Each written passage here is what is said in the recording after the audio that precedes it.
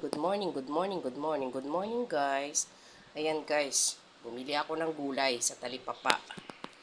Ayan, 5 pirasong pangalan nito sitaw. Isang tali daw siya guys, 5 piraso. 10 pesos. Ang mahal guys, parang lumalabas dos isang stick. Stick ng gulay. Eto guys, ilang pirasong okra.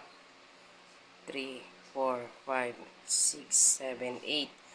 8 pieces, 25 pesos. Tapos ito, kalabasa, 25 pesos din. Sibuyas, na puti, 8. Tapos ito si talong, 3 piraso, 30. Ito, pangalan nito, saluyot. Lalagyan ko siya ng saluyot guys, 10 piso. Yan, medyo marami-rami din yung saluyot niya, 10 piso. Tapos, magpreprito tayo ng salmon guys, yan. Nakabili ako ng salmon.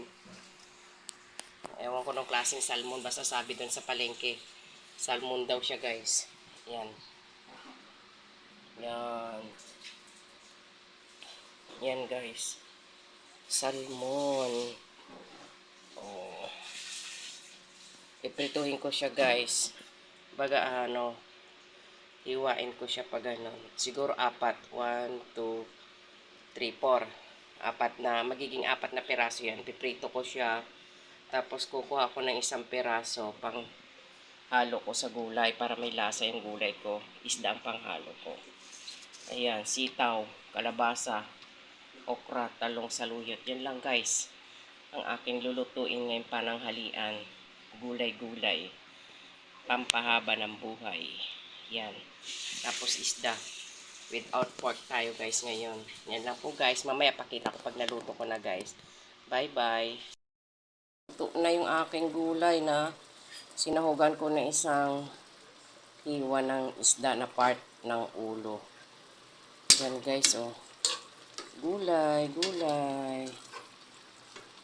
Yan. Kain na tayo guys.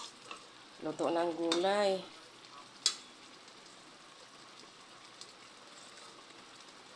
Sarap. Guys, let's eat. Thank you guys for watching.